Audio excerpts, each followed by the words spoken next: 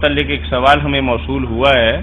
تو بھائی نے لکھا ہے کہ ہم نے یہی سنا ہے کہ وہ دن میں دیوار چاٹتے رہتے ہیں اور دیوار پتلی ہو جاتی ہے اور کہتے ہیں کہ باقی کام کل کریں گے، اور قیامت تک ایسا سلسلہ چلتا رہتا ہے، اور آخر میں کہیں گے کہ انشاءاللہ پھر اگلے دن دیوار ویسی رہے گی اور پھر وہ پار کر کے دنیا میں آ جائیں گے۔ ہر روز جب جاتے ہیں تو کہتے ہیں باقی کل چاٹ لیں گے، تو انشاءاللہ نہیں کہتے، مگر جب وقت آئے گا تو انشاءاللہ کہہ دیں گے، پھر اسی طرح دیوار رہے گی تو پھر وہ چاٹ ہی لیں گے اور کھل جائے گا۔ ایسی باتیں مشہور ہیں۔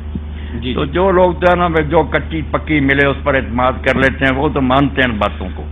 مگر جیسے مولانا انور شاہ رحمۃ اللہ علیہ نے تحقیق کی، اور وہ میں کسر القرآن کا بھی حوالہ دیتا رہتا ہوں کہ وہ پڑھنی چاہیے،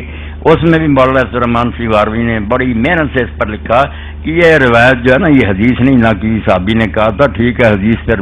راویوں کی غلط فہمی چلے، یہ کعب الاحبار جو یہودی مسلمان ہوئے تھے نا، وہ اپنی جو فضول باتیں کفر کے زمانے میں یہودی کرتے تھے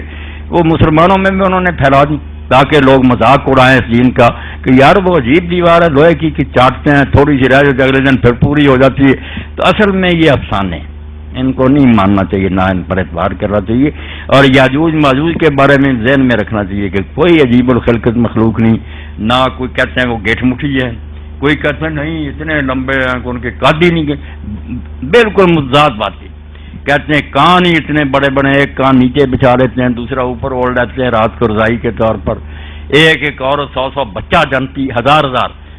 جعلی باتیں تاکہ دین پر کا مذاق اڑائیں لوگ، ایسی بھی الٹا باتیں دین، یہ سب غلط ہے۔ وہ صرف ہماری تمہاری طرح کے انسان ہیں، اسی زمین پر ہے، یہ سارا رشیا انہیں سے بھرا ہوا۔ یہ دو قبیلے ہیں، حضرت نوح علیہ السلام کے پوتے تھے دو،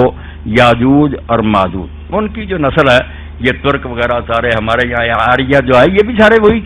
جو دوسرے علاقوں میں چلے جاتے ہیں، پھر پڑھ لکھ کر سمجھدار ہو جاتے ہیں۔ علاقہ یہی رہا، جب تعداد زیادہ ہو جاتی ہے جرمنی کی طرف چلے گئے، چین کی تباہی کرتے رہے ہر دور میں یہ لوگ، تو یہ رشیا کا علاقہ ماسکو وغیرہ جو یہیں وہ انسان ہی مگر ہیں شرارتی۔ اب بھی آپ نے دیکھا پوری دنیا ہلا دی تھی کمیونزم نے، سوشلزم نے، پھر کوئی پتہ نہیں قیامت سے پہلے یہ کیا قیامت برپا کرے۔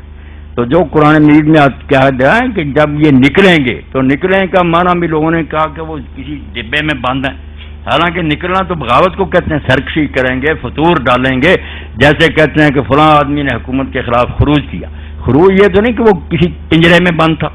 نکل آیا میدان میں، گڑبڑ کی، ہاں، تو یہ جو کھولے جائیں گے نا، مطلب فتنے کے لیے دنیا میں نکل آئیں گے۔ جی ایک اور سوال ہمارے پاس یہ کسر القرآن ضرور دیکھنی، اس بارے میں نا انہوں نے بہت محنت کی ہے، 2 جلدوں میں کتاب ہے، ہاں 4 ہے نا، مگر وہ دو ایک دو میں کر دی۔ یہ سوال ہمیں موصول ہوا ہے کہ